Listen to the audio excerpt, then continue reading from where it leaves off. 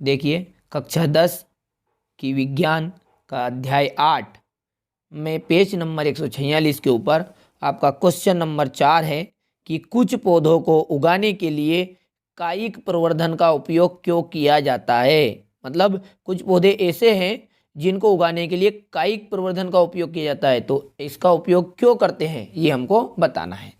इसका आंसर देखने से पहले आप यहाँ समझिए कि कायिक प्रवर्धन किसे कहते हैं।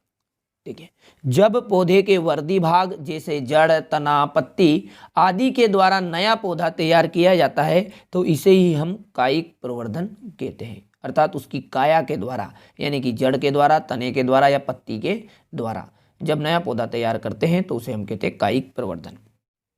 अब देखिए, इसे और अच्छे से समझने के लिए हम एक नींबू के पौधे का उदाहरण लेते हैं। ये आपका एक नींबू का पौधा है, ये तो मैंने काट के लाया हूँ, पर मान लीजिए ये नींबू का पौधा है आपका, और इस नींबू के पौधे में इस शाखा को या तने को यहाँ से छील लिया जाता है, और छीलने के बाद में चारों तरफ से छीलने के बाद में इस तरह से पूरा छील लेते हैं, और छीलने के बाद में इसमें मिट्टी आपस में लपेट दी जाती है ताकि ये नम बना रहे। और नमी के कारण क्या होता है, इसमें फिर ये जड़ यहाँ से निकलने लगती है, और फिर थोड़े समय के बाद में 10 से 12 दिन के अंतराल के बाद इस हिस्से को, जिसे ये पौधा से जुड़ा हुआ हिस्सा है ये, तो इसको यहाँ से मिट्टी आपने यहाँ से बांधी, इसको यहाँ से काट लिया जाता है और एक नया पौधा तैयार कर लिया जाता है। तो इससे फायदा क्या है, नया पौधा तैयार किए करेंगे जब, तो एक तो ये हुबहू अपने जनक के समान रहेगा। ठीक है, जैसे मान लीजिए इसमें फूल आ रहे हैं तो इसके द्वारा जो नया पौधा इस यहाँ से बनेगा आगे, वो भी डायरेक्टली फूल खिलता हुआ ही बनेगा। अच्छा, दूसरी बात कि इस विधि से आसानी से नया पौधा तैयार किया जा सकता है। नंबर 3, इसमें ऐसे पौधे भी तैयार किए जा सकते हैं जो बीज रहित हो, यानी जिनका बीज का निर्माण जिनमें नहीं होता, ऐसे पौधे भी नए बन सकते हैं। अब देखते हैं हमारे प्रश्न का आंसर।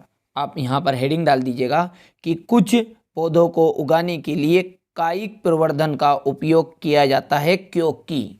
कुछ पौधों को उगाने के लिए कायिक प्रवर्धन का उपयोग किया जाता है क्योंकि। उसके बाद में आप नंबर 1 डालकर लिख दीजिएगा कि कायिक प्रवर्धन के द्वारा पौधे शीघ्र तैयार हो जाते हैं, इसके द्वारा तैयार पौधे जल्दी फलते फूलते हैं।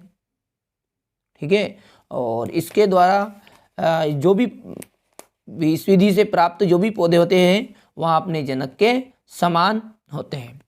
नंबर 4, इस विधि के द्वारा उच्च गुणवत्ता वाले पुष्पों एवं फलों का भी उत्पादन किया जा सकता है, और साथ ही साथ इसके द्वारा बीज रहित पौधों को भी उगाया जा सकता है, जैसे केला, अंगूर।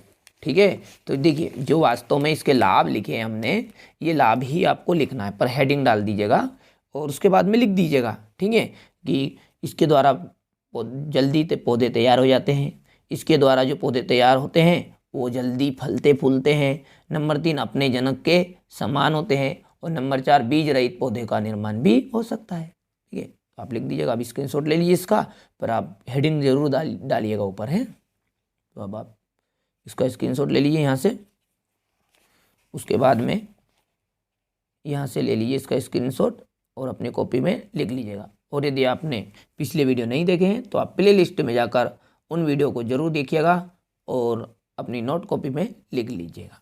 ठीक है।